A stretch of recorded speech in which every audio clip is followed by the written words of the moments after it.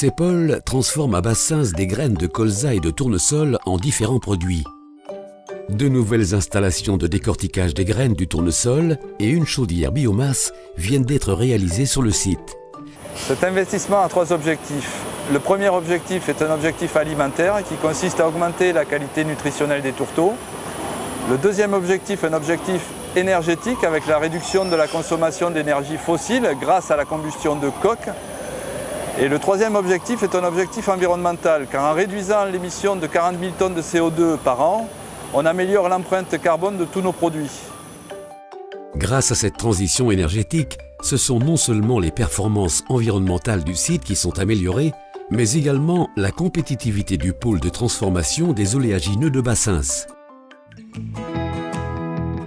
La trituration des graines a classiquement pour objectif de retirer l'huile contenue dans les graines entières.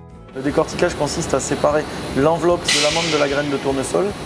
C'est une évolution importante de notre process car ça nous permet d'obtenir un tourteau beaucoup plus riche en protéines et contenant moins de fibres. La coque ou enveloppe qui a un fort pouvoir calorifique est brûlée en chaudière biomasse. Comme dans de nombreuses industries, l'énergie nécessaire au fonctionnement de l'usine de Bassens est transmise aux différents ateliers sous forme de vapeur. La nouvelle chaudière biomasse d'une puissance de 35 MW fournit l'ensemble de la vapeur, soit 45 tonnes par heure de vapeur à 12 bars. Son fonctionnement est relativement simple. Les coques de tournesol, en provenance du décortiquage ou du stockage, sont propulsées dans la chaudière où elles brûlent en tourbillonnant au cœur d'une chambre de combustion. La chaleur dégagée vaporise de l'eau qui circule dans des tubes en acier entourant le foyer. Et cette vapeur est alors envoyée vers les différents ateliers de production. Pour faire tourner la chaudière toute l'année, ce sont 46 000 tonnes de coques de tournesol qui sont consommées. Grâce à cet investissement, l'usine réduira ses émissions de CO2 de 40 000 tonnes par an.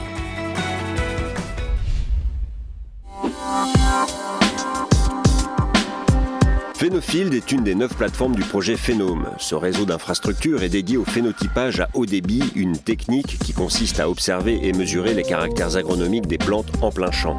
Implanté dans la Beauce et piloté par Arvalis, Phénofield est destiné à étudier la tolérance à la sécheresse des grandes cultures. L'objectif de la plateforme est de pouvoir caractériser par rapport au manque d'eau des variétés de blé, de maïs ou de grandes cultures, et ce, quelles que soient les conditions de l'année, qu'on soit en année pluvieuse ou pas, et dans des conditions comme les agriculteurs, c'est-à-dire en plein champ. Donc la capacité d'accueil du dispositif est de plus de 300 variétés que l'on est capable de tester tous les ans.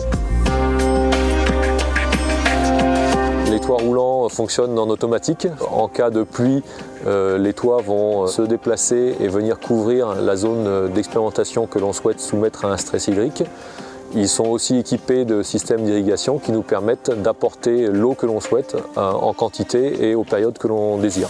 Ce qui nous permet de faire des études de diversité génétique et de détecter les variétés qui sont plus ou moins adaptées à une tolérance au stress hydrique. Sur ce site, on va distinguer et essayer de faire le plus de notation possible pour pouvoir décrire le comportement de chacune de ces variétés. Grâce à ces toits roulants, Phénofield permet de recréer 17 climats différents. Pour surveiller ces 2 hectares de cultures expérimentales, Arvalis combine plusieurs disciplines, agronomie, physiologie végétale, robotique, mesures physiques, bioinformatique, biostatistique et modélisation.